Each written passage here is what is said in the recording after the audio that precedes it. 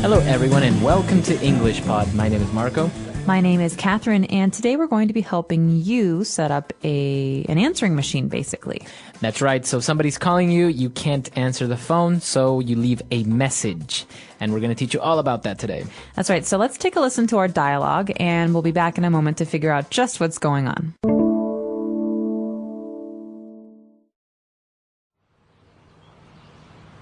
Can you help me set up my voicemail message? I just got this service, and I'm not really sure what I'm supposed to say. Sure.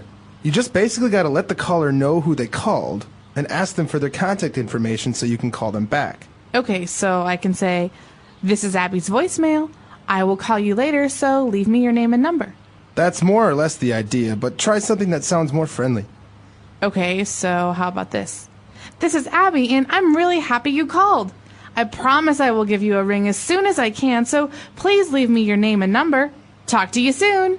A little too friendly, Abby. Just say this. "Hi, you've reached Abby. I'm unable to answer your call right now, but if you leave me your name and phone number, I will get back to you as soon as possible. Thanks." That's perfect. Can you say that again and record it for me? All right, we're back. So now let's take a look at some language takeaway. Language takeaway. All right, in the first sentence, we are asking someone to help me set up my voicemail message. So we got two key words there.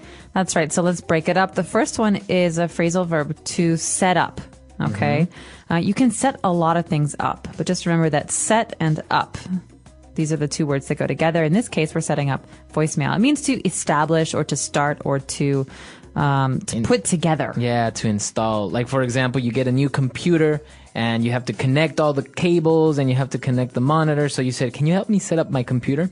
That's right. So he always helps me set it up. So my computer, for example. That's right. And what we're setting up is our voicemail message. So what exactly is voicemail? Well, you know what mail is. We have email and regular mail. Voicemail is the kind of message you receive on your phone, your cell phone, or your home phone when you don't answer the phone. That's right. So basically a way for people to leave you a message even though you can't answer them. That's right. So this is something it's not text. It's actually a voice. So that's why it's called voicemail. And you have to set it up. Okay. So there's no automatic voicemail message. You actually have to make your own, or you can choose one. And today we're making our own. That's right. And so we're explaining that we actually just got this service and we don't really know what we're supposed to say or how to set up our voicemail. That's right. So voicemail messages are a kind of service. And now, who would offer this kind of service, Marco?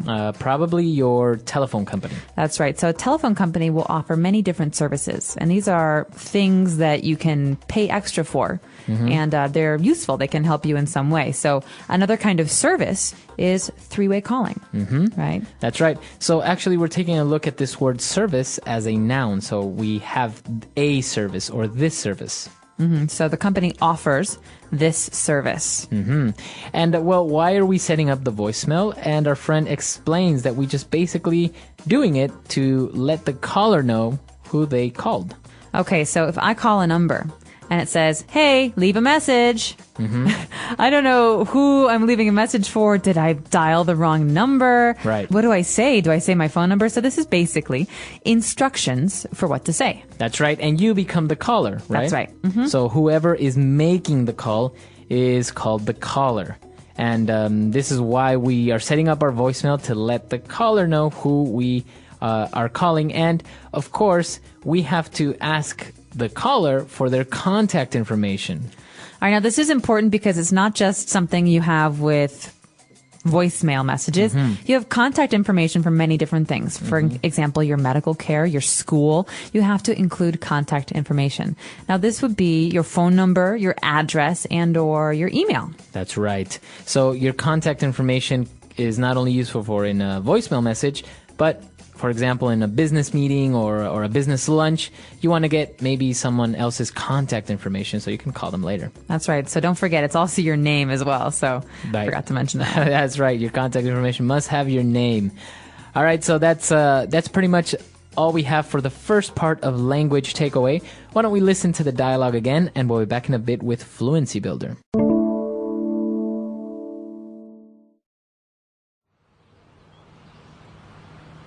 help me set up my voicemail message? I just got this service, and I'm not really sure what I'm supposed to say. Sure. You just basically got to let the caller know who they called and ask them for their contact information so you can call them back. Okay, so I can say, "This is Abby's voicemail. I will call you later, so leave me your name and number." That's more or less the idea, but try something that sounds more friendly. Okay, so how about this? "This is Abby, and I'm really happy you called. I promise I will give you a ring as soon as I can, so please leave me your name and number. Talk to you soon." A little too friendly, Abby. Just say this. Hi, you've reached Abby. I'm unable to answer your call right now, but if you leave me your name and phone number, I will get back to you as soon as possible. Thanks. That's perfect. Can you say that again and record it for me? All right, here we are in Fluency Builder, and the first phrase we've got is "how about this?" So we're saying we've got an example for you. How about this? That's right. Then the example. So we've talked about how about many times already. So for example, how about we go to the movies, or how not to say how about your weekend, because that's completely wrong. In this occasion, we're talking about how about this, and this is like setting it up for an example. That's right. So for another example, we could say, so Marco, I'm trying to figure out how to say hello when I answer the phone because I don't like the way I say it now. So I can say, how about this? Hello? Is that good? No? Yeah, that's all right. That's right. Hello? That's too strong. Hello? Yeah, that's good. All right. So basically, I'm setting up an example. Right. I'm saying, okay, so keep listening. I will give you an example. Yeah, just imagine that you're trying on different clothes and someone is giving you their opinion. So maybe you try on a black shirt and you say, how about this one?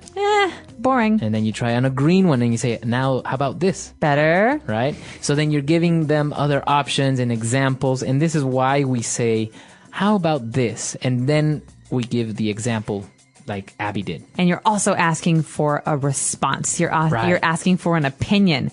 And so what Abby's saying is, I promise I will give you a ring as soon as I can.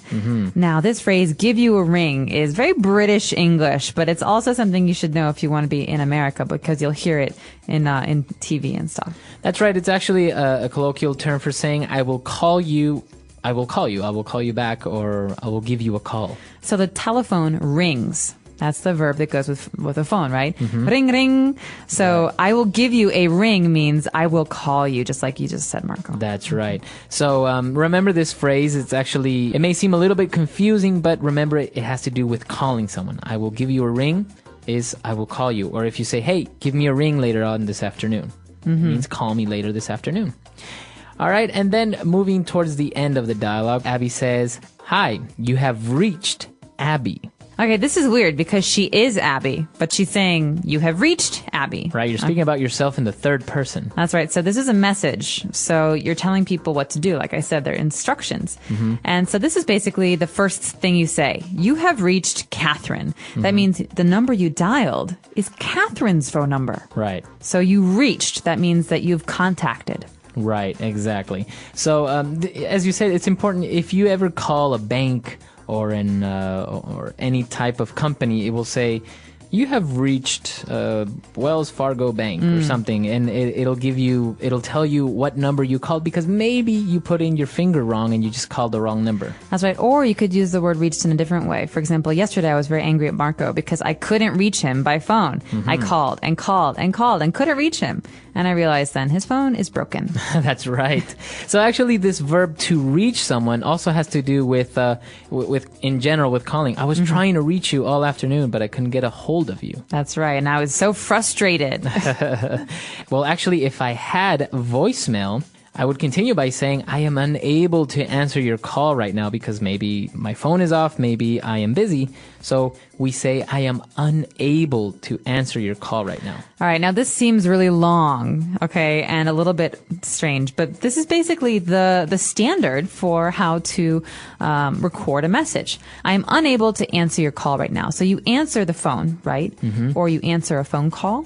But in this case, I'm unable to. That means I can't talk to you. Right. For whatever reason. I'm out of the house. I'm busy. So I'm unable to answer your call right now. Just remember that means I can't talk to you right now. I can't be on the phone.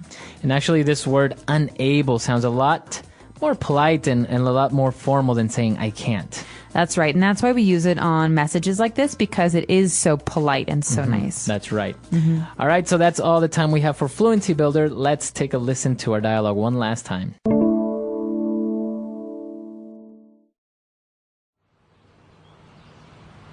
Can you help me set up my voicemail message? I just got this service, and I'm not really sure what I'm supposed to say. Sure. You just basically got to let the caller know who they called and ask them for their contact information so you can call them back. Okay, so I can say, "This is Abby's voicemail. I will call you later, so leave me your name and number." That's more or less the idea, but try something that sounds more friendly. Okay, so how about this? "This is Abby, and I'm really happy you called. I promise I will give you a ring as soon as I can, so please leave me your name and number. Talk to you soon." A little too friendly, Abby. Just say this. Hi, you've reached Abby. I'm unable to answer your call right now, but if you leave me your name and phone number, I will get back to you as soon as possible. Thanks. That's perfect. Can you say that again and record it for me? All right, so talking about voicemail, I think in the United States, this is a very, very popular and almost necessary service. That's right. So in America, if you buy a phone plan, which most people have, that means that you can use your phone in a certain way, like every day you have free nights, or you have 1,000 minutes per month to talk. But you sometimes also get these services, or you pay extra for them. And voicemail is very important because people don't text as much in America as they do in other countries. And so I know in other places sometimes you text a message to someone and they receive it and okay, it's a message. Right. But if you don't do that, you actually have to record a message. Right. Like when I call my parents, they never answer the phone. So I always have to leave a voicemail message. So I say, "Hi, it's Catherine. It's Saturday. Where are you? Call me." Right, okay. So that's that kind of, I think, cultural behavior that we just expect to leave messages for people in America. And it's actually interesting because I've been to other countries where they also have voicemail messages and the service, but people are not as willing to actually leave the message. So it happened to me. For example, I call someone, I get their voicemail, and I don't leave a message. I just hang up. And then You're bored or you're uncomfortable? Why? I don't know, because if you have a mobile phone, it'll show up anyways that you have a missed call from this person. Right. So then I really I don't really leave the message anymore. It's like, okay, you saw that I called you. Either I'll just call you back later, or you'll call me back when you see the missed call. But yeah, for homes, obviously it's different. You need to leave a message if you call someone's although house. Sometimes it can be a bad thing. I definitely have a friend who loves to leave long messages. Oh, really? "Hey, Catherine, it's me. So it's like Saturday at 4:00, and I was just thinking about calling, and I was going to come over, but I decided not to come over. But then I was thinking maybe I would just call you instead, and I can see that you're not home, but maybe you're out to dinner. I remember you saying," and they just go on and on and on. There is an end. It'll go beep, and then it cuts you off. Right, I think it's like 30 seconds or something like this. So it's very interesting, this whole voicemail thing, especially in the business world as well. Many times people go into a meeting, turn off their phones or put it on silent, and if you want to reach them or you want to leave a message, you got to do the voicemail thing. Yeah, calls will go right to voicemail so that you don't interrupt the meeting. Exactly. So that's all the time we have for today. Come to englishpod.com. We more than welcome your questions, your comments, any suggestions. You can find us there. englishpod.com. See you. Bye-bye. Bye.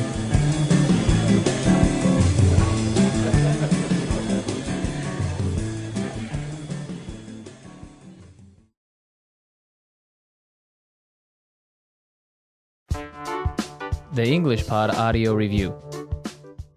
Listen to the meaning, then say the vocabulary word. An electronic system enabling the recording and storage of voice messages. Voicemail. Set down in writing or voice or the like. Record. Essentially, fundamentally. Basically. The supplying or a supply of something required by the public. Service. Prepare. Set up. Let's try that faster. Set down in writing or voice or the like.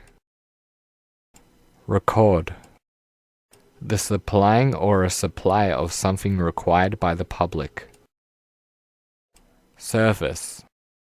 Essentially, fundamentally. Basically.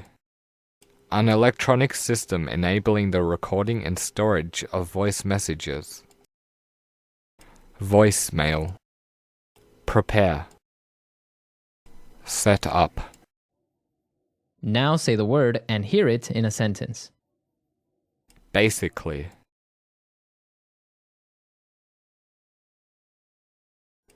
Basically, what you're saying is, I have to buy a monkey?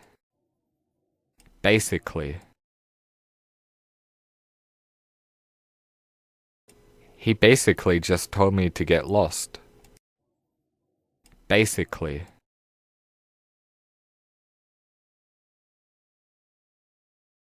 So basically, if we had $1 million, we could buy the zoo? Voicemail.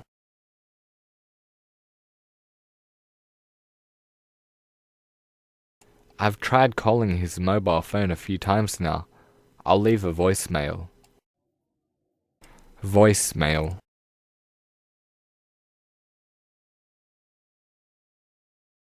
I hate receiving voicemails. They take up all my phone memory. Voicemail. Some creepy guy just sent me a random voicemail. Set up. For an extra fee, I can set up your television. Set up. This looks very complicated to set up. Set up.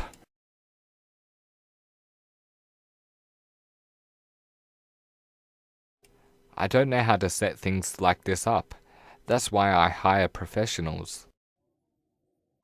Record.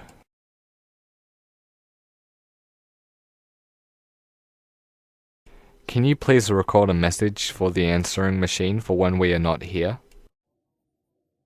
Record.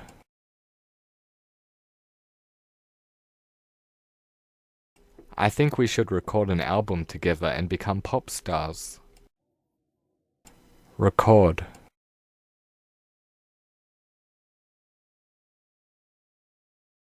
I'm going to record the basketball match so I can watch it later. Service.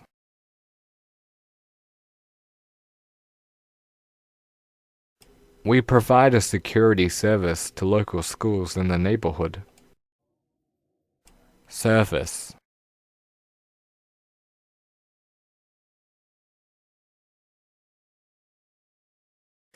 I don't think your idea of a car washing service will work, as nobody has any cars. Service.